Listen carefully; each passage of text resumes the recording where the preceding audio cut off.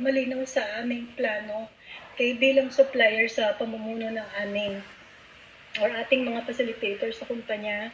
Sa tulong ng kumpanya natin na to, makakatulong sana kayo, okay, sa kahit na araw-araw 200 at 50 katao, bawat isa sa atin, kung meron tayong i-reach out. Dito tayo tinatawag ang pagre-reach out. Kung iisipin mo kung dito tayo tinawag ng Universe Almighty, ng bathala natin ng may kapal, iisipin natin na eto na yung oras lang, wala tayong hinihintay. Huwag nating iisipin na may bukas pa. Para magawa natin yung best natin, maraming tatawagin sa motivation.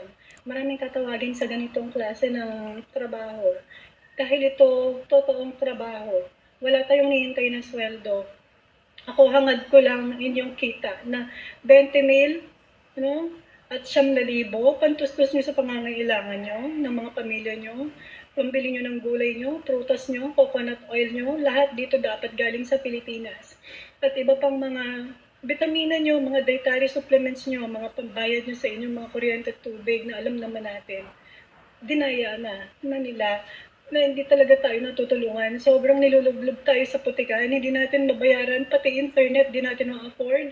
Gusto tayong kausapin ng mga kaibigan natin sa Facebook, hindi nila magawa dahil pagbabayad pa lang ng load internet, pabigat, napakahirap. So sa inyong mga promoters ko na nagpapatraining dito sa Facebook, alam niyo naman ang pangako ko sa inyo. Sa Telegram, Instagram, TikTok, you can reach out to me.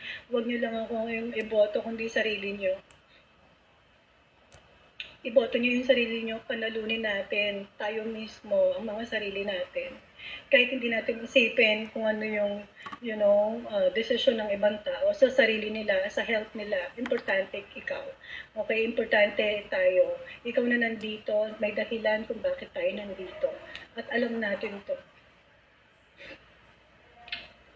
Alamin natin kung sino yung mga taong nasa likod din ng kumpanya. Yung mga binoto ko na rin, ang mga CEOs at kanilang mga investors. Yung Salesforce teams natin dito, marketing squad sa buong advertising firm, na totoong ang hangarin ay ikalat ang totoong siyensya at teknolohiya na pinagtsatsagaan natin kung ano lang yung pwede nating makuha dahil hindi malaki ang capital natin. So nananawagan din ako syempre sa inyo kung may kakalala kayo or tayo mismo magtulong-tulungan lang, kahit mag-umpisa lang tayo sa maliit na puhunan, makakatulong tayo sa isang kumpanya